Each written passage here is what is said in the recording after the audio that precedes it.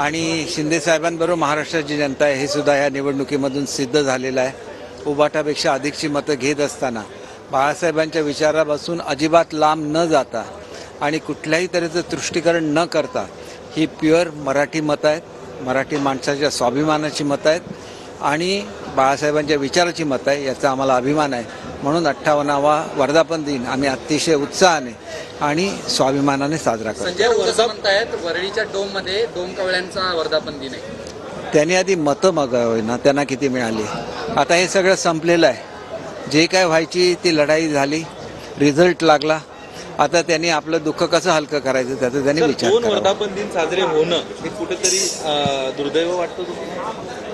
हे बघा, आता ह्याचा विचार त्यांनी केला पाहिजे. आम्ही तर बाळासाहेबांच्या विचाराबरोबर राहिलो. आम्ही तुष्टीकरण ना केलं ना फतवे काढून घेतले. त्याच्यामुळे आम्हाला अभिमान आहे की जे आम्ही लढाई लढलो ती स्वाभिमानाने लढाई लढलो, विचाराने लढलो आणि त्याच्यामध्ये बाळासाहेबांच्या विचाराचा आणि शिंदेसाहेबांच्या मेहनतीचा विजय झालेला आहे.